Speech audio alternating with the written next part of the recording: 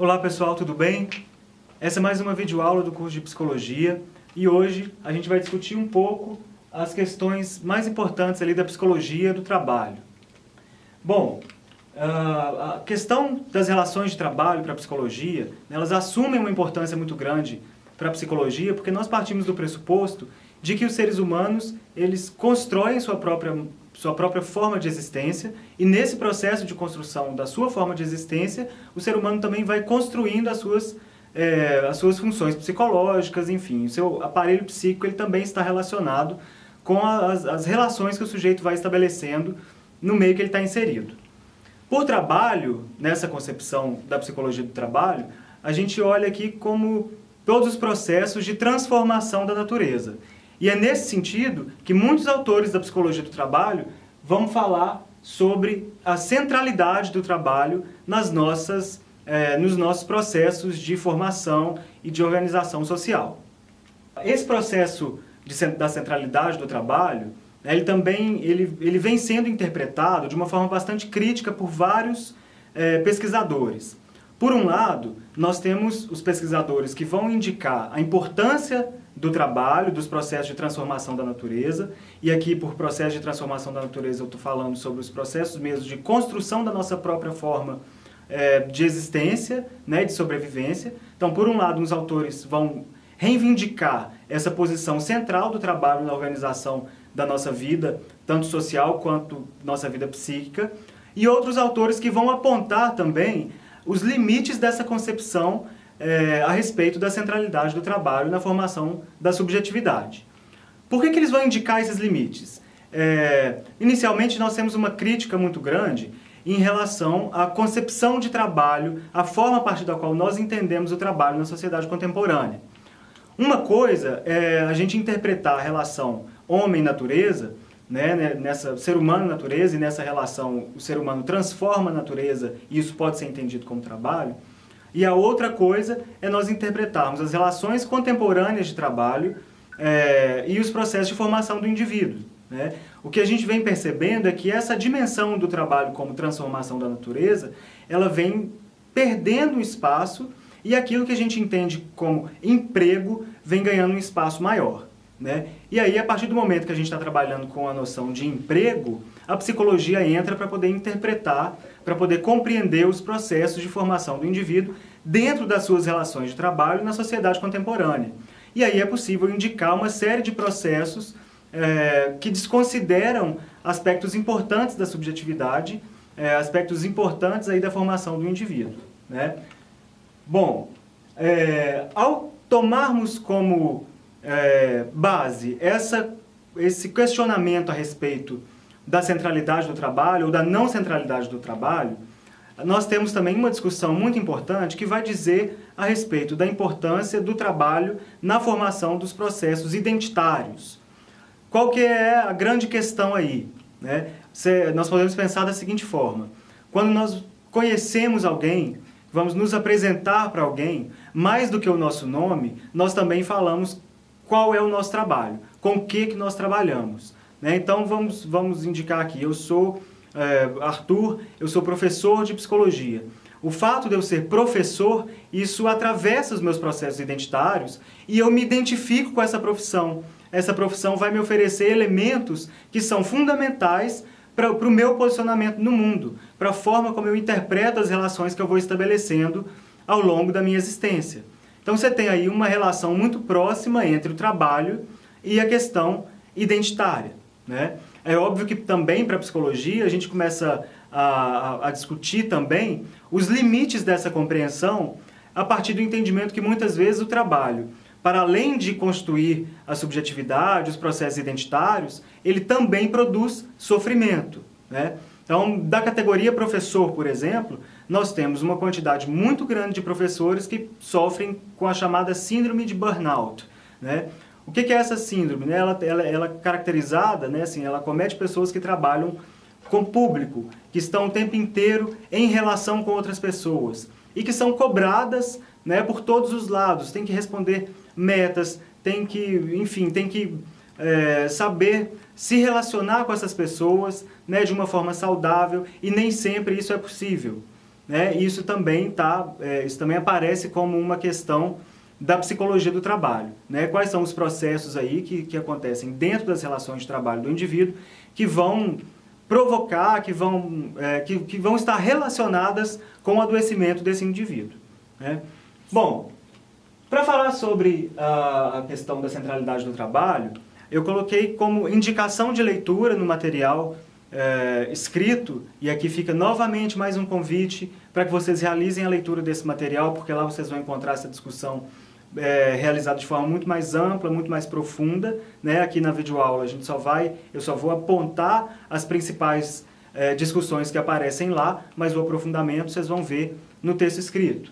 Bom, e aí dentro desse entendimento de que é preciso considerar os limites dessa concepção de que o trabalho ocupa um lugar central na vida do indivíduo, nós temos aí as indicações de Lima, 2007, quando ela afirma que a crescente industrialização resultante do modo de produção capitalista ocasionou uma precarização das condições de trabalho, especialmente quando observamos a redução dos postos de trabalho em favorecimento às tecnologias que vêm gradativamente substituindo a mão de obra humana.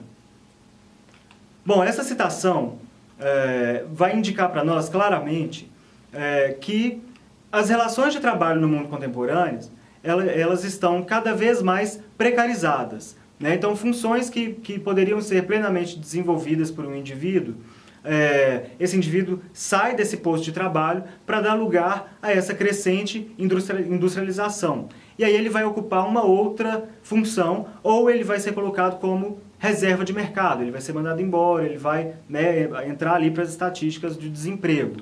Então, como pensar o trabalho como uma atividade central na vida do indivíduo, se nós temos uma sociedade que procura cada vez mais substituir a mão de obra humana por uma mão de obra mecânica, né? Isso é extremamente importante ser pensado pela psicologia. Nessa discussão, né, sobre a crescente industrialização dentro das organizações de trabalho, é fundamental a gente retomar aqui algumas discussões realizadas por esse campo de problemas que vão fazer uma análise sobre esse processo de industrialização, né? E aí a gente tem as discussões da chamada organização científica do trabalho, né, que pode parecer uma discussão muito vinculada à sociologia, enfim, mas a própria psicologia do trabalho dialoga de forma muito próxima com essa discussão, né? A gente precisa de pensar como que a organização do trabalho ela se dá no mundo contemporâneo, para a gente pensar os impactos disso nas vivências do indivíduo, né? Nesse processo, é possível indicar que a organização científica do trabalho pode ser entendido como um processo, né, de reflexão, de pensamento a respeito do processo produtivo. Então, o que a organização científica do trabalho faz? Ela busca apoio, busca ajuda ao campo de conhecimentos científicos para poder identificar formas de aumentar a produtividade dentro das fábricas, dentro das organizações de trabalho, né? A organização científica do trabalho também se questiona acerca dos processos que podem influenciar a produtividade, como os conflitos no interior das organizações, os processos de liderança, motivação, trabalho em equipe, entre outros. Bom, um dos primeiros autores que vão se ocupar aí da organização científica do trabalho é o Frederick Taylor. Quais são os principais questionamentos que ele vai fazer? Primeiro, ele vai buscar encontrar formas para economizar mão de obra, partindo do pressuposto de que se você economiza na mão de obra, você aumenta, você tem a possibilidade de aumentar os lucros na venda da mercadoria. Os cortes, né, dos gastos considerados desnecessários de energia. Então, um trabalhador que assume, né, que trabalha em uma organização, que assume essa organização científica do trabalho como modo de produção, ele vai, na grande maioria das vezes, ocupar um lugar, realizar uma função que ele precisa realizar apenas uma função, né, economizando ali deslocamento dentro da fábrica, economizando a sua própria movimentação no sentido de buscar ferramentas, de pegar matéria-prima, né, tudo que ele precisa para realizar a atividade de trabalho dele vai estar nas suas mãos. de forma que ele vai perder pouco tempo nesse processo de organizar a sua área de trabalho, de buscar ferramentas, de saber de onde vem a mão de obra, né, de saber para onde vai aquele produto que ele está trabalhando em cima dele. Né? Você tem esse corte de gastos, esses gastos, né, de energia considerados desnecessários, buscando eliminar qualquer desperdício de tempo. Né? É a ordem de produção propriamente dita. Né? O Taylorismo, então, representa uma orientação pragmática de trabalho, cujo objetivo é aumentar sua eficiência ou sua eficácia. Nesse sentido, a organização deve buscar métodos e técnicas de trabalho capazes de diminuir o tempo de produção das mercadorias. E aí, a gente pode, né, avançar um pouco nessa discussão, porque ela não foi realizada somente pelo Taylor.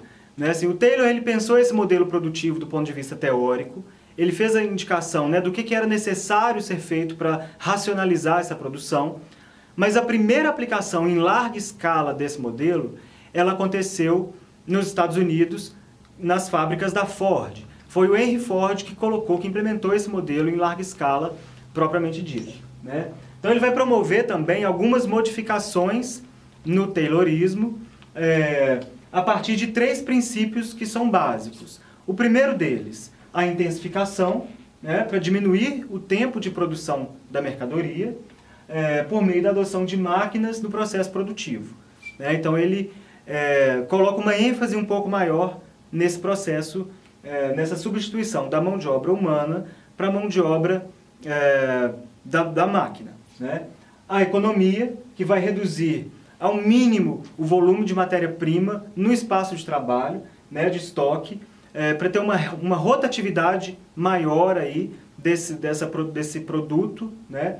E a questão da produtividade, né, que é aumentar a capacidade de produção por meio da especialização da linha de montagem. Então, se vocês observarem, né, eu fiz a indicação no texto escrito de vários filmes, vários documentários que vão retratar esse processo de industrialização. Né? É clássico a obra do Charles Chaplin, Os Tempos Modernos, em que você tem uma linha de montagem e o trabalhador, representado ali pelo Charles Chaplin, ele fica o tempo inteiro ocupando uma única função. Né? Ele fica apertando uma porca, apertando um parafuso, enfim, durante todo o seu tempo de trabalho.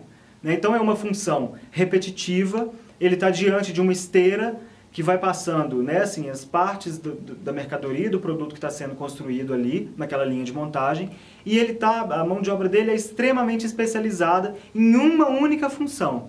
Então, uma das consequências disso também é que o próprio trabalhador, ele perde a dimensão do produto que ele está produzindo. Né? Ele não se reconhece no produto final. Se ele fica 8 horas por dia realizando uma função específica, né, apertando um parafuso, ou um outro documentário que eu coloquei lá como indicação, o Carne e Osso, que fala sobre as condições de trabalho nos frigoríficos na sociedade brasileira ao longo desses últimos aí 10 anos, 15 anos. Né, que o trabalhador fica durante horas a fio responsável, por exemplo, para poder cortar a asa direita do frango. Então ele passa durante muito tempo realizando uma única tarefa, e no final do seu dia de trabalho, ele não tem um produto em relação ao qual ele pode se identificar. O trabalhador lá dos Tempos Modernos, ou o trabalhador da linha de montagem que está pensando ali, que contribui na montagem de um carro, por exemplo, ele não se reconhece no produto final. Quando ele vê o carro pronto no final da linha de montagem, né, muitas vezes ele não consegue perceber a sua importância nesse processo, ele não consegue se reconhecer naquele produto final. Né? Isso aí é o que o Marx vai chamar de alienação, né? De estar afastado apartado dessa possibilidade de se reconhecer no produto do seu trabalho. Né? E isso pode gerar no trabalhador um sentimento de insatisfação, né? Por ele não conseguir ali se reconhecer nesse trabalho, ter orgulho desse trabalho, enfim. Né? Isso tudo teve uma intensificação muito grande a partir das contribuições do Henry Ford, né, a partir do momento ali que ele passa a produzir os carros na linha de montagem. Na psicologia, nós temos então um campo de problemas que vai tratar dessas questões relacionadas à atividade de trabalho, denominado a clínica do trabalho. E aí vocês podem, né, até se questionar, falar assim, poxa, mas o tempo inteiro o professor ficou indicando que a psicologia não pode se reduzir à clínica, que existem outros aspectos a serem trabalhados e etc. E justo na hora de falar sobre o trabalho, ele vai trazer a clínica da atividade, né? Então, assim, vamos com calma. Quando eu falo sobre a clínica da atividade, eu não estou me referindo a um processo, a uma atuação clínica do psicólogo dentro das organizações de trabalho. Muito pelo contrário, né? A clínica da atividade, ela vai colocar os profissionais da psicologia, os profissionais que estão ali no entorno, né, que dialogam com o profissional de psicologia, mais próximos do trabalhador, né? Ele vai colocar o psicólogo do trabalho, ele vai colocar as pessoas responsáveis ali pelos recursos humanos, pela gestão de pessoas, bastante próximos ao trabalhador, bastante próximos a essa linha de montagem, para que o profissional de psicologia reconheça quais são verdadeiramente os problemas que são enfrentados pelo trabalhador, né? Durante muito tempo nós tivemos uma psicologia do trabalho em que o psicólogo esteve apartado das relações de trabalho, né? Ele esteve afastado dessas relações. O psicólogo ele chegava em uma empresa, em uma organização, e ele tinha lá a sua salinha para ele poder realizar os seus atendimentos e ele ficava restrito a esse ambiente, né?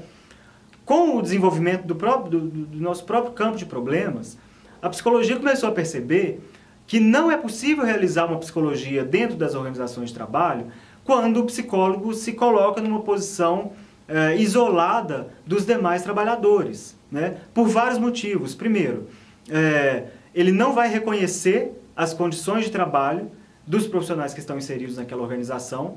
E segundo, os próprios trabalhadores podem não sentir segurança em relação ao trabalho desse psicólogo ou esperar desse psicólogo um trabalho estritamente clínico, né? O psicólogo do trabalho, quando ele está inserido em uma organização, ele tem que estar próximo ao trabalhador para perceber quais são as necessidades dele, quais são os elementos que produzem, né, algum sentimento de mal-estar, os sentimentos que vão ali, que estão envolvidos num índice alto de faltas no trabalho, de adoecimento, para que ele possa, junto aos gestores da organização, reivindicar por condições de trabalho melhores, né? E é o que a gente vê muitas vezes, né? Assim, às vezes a empresa ela está preocupada com a produtividade, né? Toda empresa se preocupa com isso, obviamente. E aí ela reivindica do psicólogo, por exemplo, uma capacitação, um treinamento, uma palestra de motivação, algo nesse sentido, né? E aí o psicólogo oferece, por exemplo, essa palestra de motivação ou contrata um profissional específico para trabalhar a questão da motivação, né? Para a psicologia do trabalho, que assume um olhar um pouco mais crítico para essa realidade, essas palestras de motivação, elas não necessariamente vão contribuir para o aumento da produtividade do trabalhador. Por quê? Porque a motivação ela é um processo psíquico interno, né? Ninguém motiva ninguém a fazer nada. A motivação ela é um processo do indivíduo. Um psicólogo dentro de uma organização, ele pode estimular um trabalhador, né, a realizar sua tarefa, a realizar seu trabalho de uma forma específica, mas ele não tem o poder de motivar ninguém. Ninguém tem esse poder, né? Essa questão da motivação, ela deve ser interpretada em relação às condições de trabalho em que o trabalhador está inserido. Não adianta nada nós contratarmos, por exemplo, o melhor palestrante para falar sobre motivação dentro de uma empresa, e ele vai lá e fica uma semana, 2 dias, o que quer que seja, né? Ele faz a palestra dele, realiza outras atividades, rodas de conversa, o que quer que seja, para aumentar a produtividade.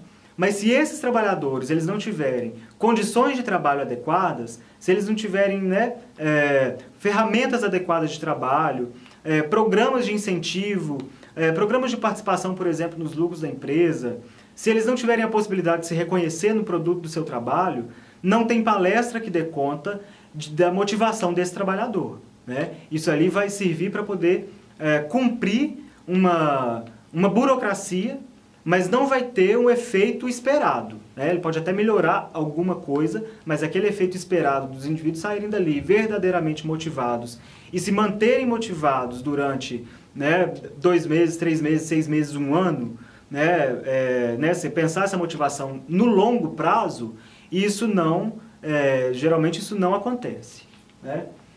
Bom, são temas aí, discussões da clínica da atividade que estão presentes no nosso campo de problemas. A primeira delas, essa diferenciação entre trabalho e emprego, né? Eu já falei dela lá no início dessa videoaula. Por trabalho, a psicologia do trabalho compreende os processos de transformação da natureza. Então, dá para a gente pensar, a transformação da natureza. O ser humano, quando ele, por exemplo, usa uma árvore, né, para fazer tábuas de madeira e ele constrói uma casa, onde ele vai se abrigar do tempo, né? Isso é trabalho. Por mais que ele não receba por isso, enfim, isso é trabalho. Transformar a natureza é trabalho. O emprego, ele vai estar relacionado aí à venda da força de trabalho, né, para uma empresa, para uma organização, que é o que a gente tem visto na sociedade contemporânea. Então é preciso pensar quando eu estou falando de trabalho e quando eu estou falando de emprego. A psicologia do trabalho, né, ela tem um olhar crítico para as nossas relações, né, dentro das organizações de trabalho, que estão ali regulamentadas pelo Código de Leis Trabalhistas, que vão pensar, né, assim, vai pensar os processos de adoecimento do trabalhador, vai pensar as condições de trabalho desse indivíduo, né? Então o olhar está para o trabalhador que sofre, para o trabalhador que não encontra condições de trabalho que são adequadas para ele realizar o trabalho dele, né? Essas condições, né, na sociedade contemporânea a gente dá o nome de emprego. A ação no trabalho, né, assim, a psicologia do trabalho tem o interesse de saber quais são as possibilidades de agir de um indivíduo dentro da organização de trabalho em que ele está, né? Ele consegue, por exemplo, uma autonomia nos processos de decisão em relação ao trabalho dele ou não, né? Isso vai depender muito do lugar que ele ocupa dentro do organograma da empresa, né? Se ele está numa posição de chefia, né, de gestão, é extremamente importante esse indivíduo ter autonomia nas decisões que ele vai tomar, né? Se ele está numa posição de gestão e ele não tem autonomia para decidir em relação ao seu trabalho ou em relação ao trabalho de outros indivíduos, né, ele ocupa uma posição contraditória dentro da organização, né? Então, o psicólogo que está dentro de uma organização, ele tem que pensar isso, né? Os gestores, os diretores, qual que é o limite da ação desses indivíduos, né? Para o trabalhador que está lá na linha de montagem, que está na ponta, né? Que está, por exemplo, na relação com o cliente, ou que está produzindo a mercadoria propriamente dita, qual que é a extensão da ação dele? O que ele pode decidir do seu processo de trabalho e o que ele não pode decidir do seu processo de trabalho, né? Como que a gente vai ficar sabendo isso? Conversando com o trabalhador, né? Por isso que a clínica da atividade, ela vai colocar o psicólogo em contato direto com quem está trabalhando no local onde os indivíduos estão trabalhando. É muito diferente da gente ficar numa outra postura, guardados dentro de uma sala, esperando que os problemas cheguem até nós, né? Isso aí não contribui, né, para o desenvolvimento das relações de trabalho de uma organização. O psicólogo do trabalho, o psicólogo que está lá na gestão de pessoas, ele tem que estar em contato com os indivíduos o tempo inteiro, pensando, né, as possibilidades de agir junto desse indivíduo. Uma outra questão extremamente importante para nós é a questão do sentido do trabalho, né? Muitas vezes a gente vai naquela velha discussão sobre a motivação, né? Dentro dessa discussão pensar, o sujeito consegue atribuir um sentido, um significado para o trabalho que ele desempenha? Ou o trabalho que esse sujeito desempenha, ele está desconectado da possibilidade dele atribuir sentido, né? Ele vê reconhecimento, o trabalhador vê um reconhecimento do seu trabalho? Ele tem seu trabalho reconhecido? Ou ele não tem o seu trabalho reconhecido, ele não atribui um sentido para aquele trabalho, né? Como que se dá essa relação? Se não existe a possibilidade do sujeito atribuir um sentido para o seu trabalho, não existe a menor possibilidade também dele ser um trabalhador motivado, né? A motivação está atrelada necessariamente ao sentido que o sujeito dá para o trabalho dele, né? A finalidade daquele trabalho. Uma outra questão, né, que estou falando o tempo inteiro, são os processos de motivação, que vão ser pensados sob várias perspectivas, sob vários cortes, e a questão do adoecimento no trabalho, né? Assim, quando acontece esse adoecimento, quais são os setores que estão, né, com um índice de adoecimento muito grande, muito elevado, e aí o psicólogo vai tentar compreender por que desse processo de adoecimento. Né? Será que isso tem a ver com a dinâmica das relações dentro daquele setor? Ou será que isso tem a ver com a dinâmica das relações do setor com a gestão?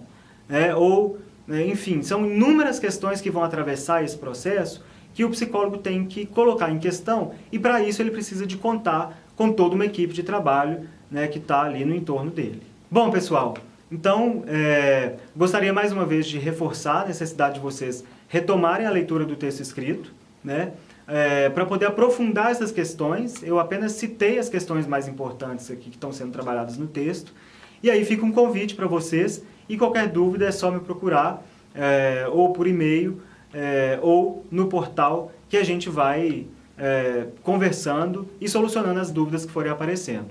Muito obrigado!